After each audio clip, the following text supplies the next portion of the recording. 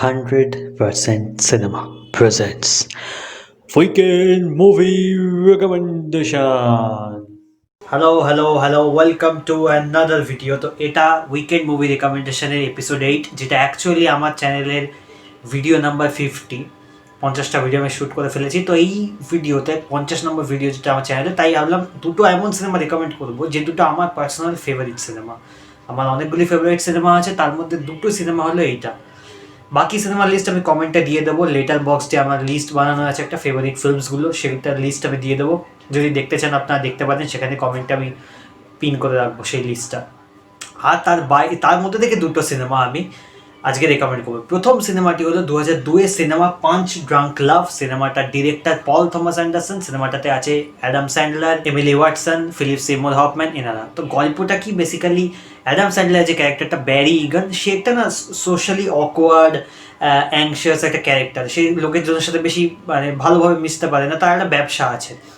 তো সেইটাতে মানে সেই ব্যবসাতে যে কিন্তু লাইফটা লোনলি, মানে তার কোনো বিয়েটি হয়নি এবং তার কিছু বোন আছে। তো সেই বোনের সাথে ফ্যামিলি মিটিংয়ে গিয়ে যে ঝামেলা হচ্ছে এবং পরবর্তীতে তার একটি মেয়ের সাথে দেখা হচ্ছে, ঠিক আছে। এবং ক্যারেক্টারটা ফুল অফ রেজ কিন্তু, তো সেটা কিন্তু দেখাচ্ছে সিনেমাতে, যে বোনের সাথে যখন দেখা করতে গেছে সেখানে কি তার রেজ আউটবাস্ট হচ্ছে সেটা দেখাচ্ছে। তো তার পরবর্তীতে তার একটি মেয়ের সাথে দেখা হচ্ছে এবং সেই মেয়েটির সাথে কী করে ধীরে ধীরে তার প্রেম গড়ে উঠছে, সেই নিয়ে সিনেমাটা।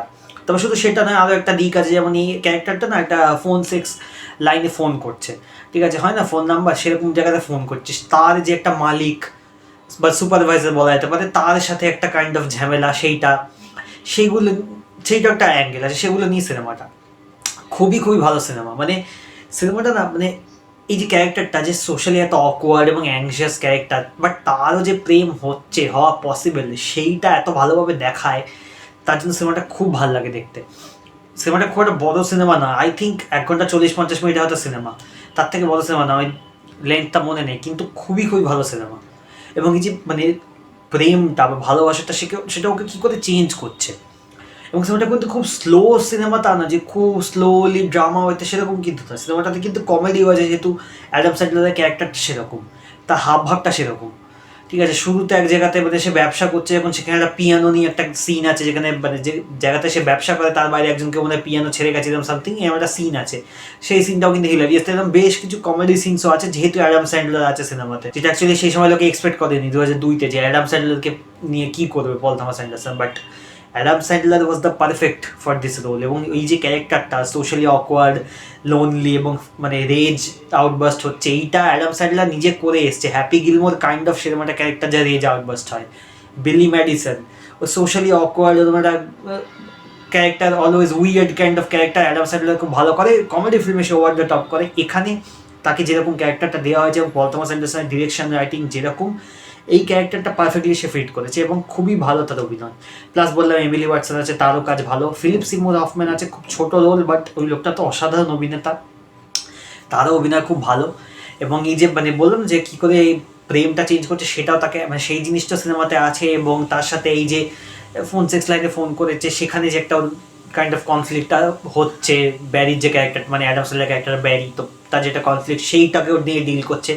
খুবই ভালো সিনেমা। তো যদি না দেখা থাকে, ডেফিনেটলি চেক আউট করুন। রোম্যান্টিক কমেডি ড্রামা, ঠিক আছে, সেরকম একটা ফিল্ম, খুবই ভালো সিনেমা। পল থমাস অ্যান্ডারসনের সব আমি দেখিনি, বাট হয়তো এটা টপ 5-এর মধ্যে পড়বে না, বাট আমার পার্সোনালি খুব পছন্দের সিনেমা। বিশেষ করে আমার এই ব্যারির ক্যারেক্টারটার সাথে আমি মানে খুব রিলেট করতে পেরেছি, বিকজ সে একটা সোশ্যালি অকওয়ার্ড ক্যারেক্টার, অ্যাংশিয়াস, তার কোনো মানে সে লোনলি, তার কেউ নেই। তো সেই মানে তার কোনো প্রেম টেমের ব্যাপার নেই, সেই জায়গাটার সাথে আমি পার্সোনালি খুব রিলেট করতে পেরেছি। তো আমার ভালো লেগেছে সিনেমাটা সেই লেভেলে, এবং তাই আমি বলবো ডেফিনেটলি আপনার চেক আউট করুন যদি না দেখা থাকে। খুব ভালো সিনেমা। পরবর্তী আমি যে সিনেমাটি রেকমেন্ড করবো সেটা হলো 97-এর একটি ইটালিয়ান ফিল্ম, নাম লাইফ ইজ বিউটিফুল। হয়তো আপনারা দেখেছেন, হয়তো দেখেননি।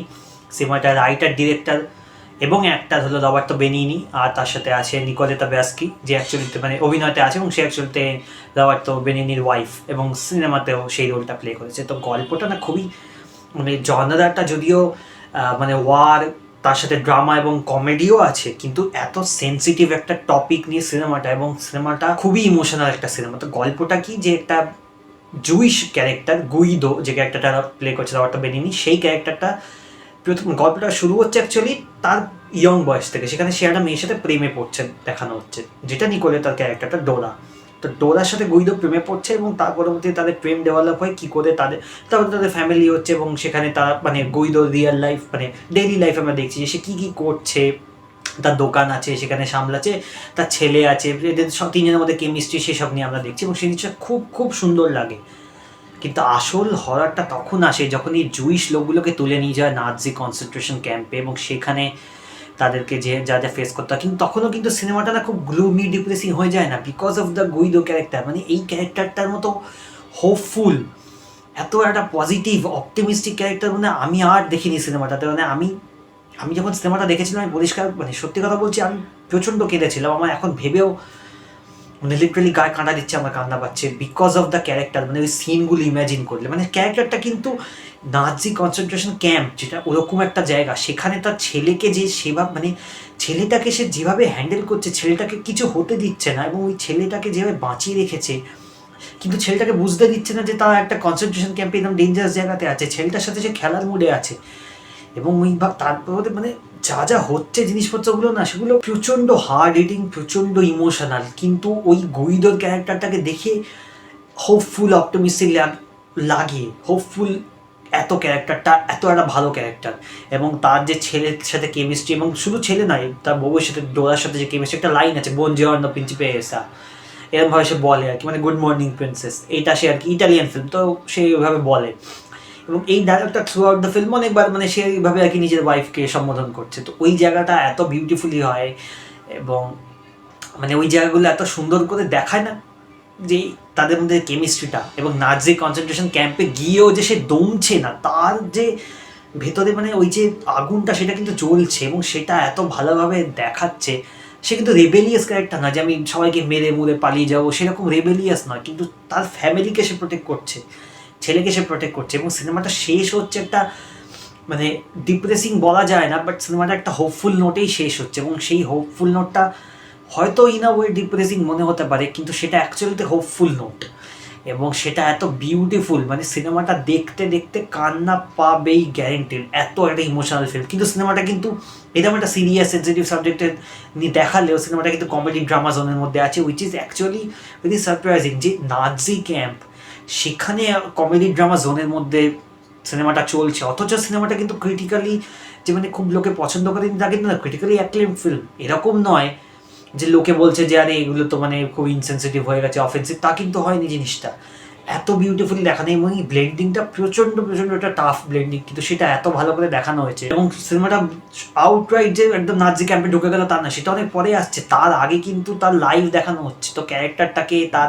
লাইফটা, তার যে ওয়াইফের সাথে কেমিস্ট্রি, তার ছেলের সাথে তার কি পুরো ব্যাপারগুলোকে আমরা দেখছি, তার পরবর্তীতে গিয়ে নাৎজি কনসেন্ট্রেশন ক্যাম্পের পার্টটা আসছে। মেবি তাই জন্য হয়তো মানে এই ক্যারেক্টারটাকে দেখে আমরা এমন ফ্যামিলিয়ার হয়ে যাচ্ছি ফার্স্টে, তো ওই জন্য তখন সে যখন যেগুলো করছে কনসেন্ট্রেশন ক্যাম্পে গিয়ে না সেটা দেখে অ্যাকচুয়ালি আমাদের ভালো লাগে যে ছেলের জন্য এটা করছে এবং সেটা এত বিউটিফুল, খুব সুন্দর সিনেমা। সিনেমাটা 2 ঘন্টা মতো লেগ, না দেখা থাকলে এক্ষুনি চেক আউট করুন। যে দুটো সিনেমা আজকে আমি বললাম দুটোই খুবই ভালো সিনেমা, লাইফ ইজ বিউটিফুল অসাধারণ খুব ভালো একটা সিনেমা, ওয়ার কমেডি ড্রামা এই জনরাটার মধ্যে পড়বে। 97 ইটালিয়ান ফিল্ম, ইংরেজি ডাব হয়তো পেতে পারেন, ইটালিয়ান দেখলেই বেটার আমার মনে হয়। ডেফিনেটলি চেক আউট করুন দুটো সিনেমা। এটা কিন্তু কান্না সিনেমা, এটা কিন্তু কাঁদাবে যদি মন দিয়ে দেখেন এবং যদি সেন্সিটিভ হন আপনি তাহলে ডেফিনেটলি এটা দেখে কান্না পাবে। পাঞ্চ ড্রাগলাফটা সে অর্থে কান্না সিনেমা নয়, সেটা একটা কাইন্ড অফ কমেডি ড্রামা জোনের মধ্যে চলছে, তো ইমোশনাল নয়। এটা দেখলে ইমোশনাল হয়ে যাবে, এটা এরকম ফিল্ম হতে বাধ্য খুব মানে, এবং এমপ্যাথিটা মানে এত এমপ্যাথেটিক ফিল হবে না মানে আমি জাস্ট বলবো যে দেখুন, যদি না দেখা থাকে ডেফিনেটলি চেক আউট করুন, দুটোই দেখুন। বরং আগে বলবো লাইফ ইজ বিউটিফুলটা দেখুন, তারপর পাঁচ ড্রাগলাফটা দেখলে অসুবিধা নেই, ডেফিনেটলি চেক আউট করুন। ব্যাস এই ছিল এপিসোডের দুটো রিভিউ, নট রিভিউ, রেকমেন্ডেশন। তো 50th video of my channel, তাই মানে আমি ভাবলাম দুটো পার্সোনালি ফেভারিট ফিল্ম রেকমেন্ড করি, তাই জন্য রেকমেন্ড করলাম। যদিও কেউ দেখে না সেগমেন্ট, আমার এই ভিউজ খুব কমই আসে এই সেগমেন্টে, কেউই প্রায় দেখে না, তাও আমি ভাবলাম রেকমেন্ড করেই দিই দুটো ফেভারিট ফিল্ম। আর লিস্ট আমার ফেভারিট ফিল্ম সেটা আমি কমেন্টে পিন করে দেবো, যদি চান চেক আউট করে দেখতে পারেন, হয়তো ভালো লাগবে। And that's it. ব্যাস, যদি ভিডিও ভালো লাগে like, share, subscribe and comment করে জানান কেমন লাগলো। And that's it, tata.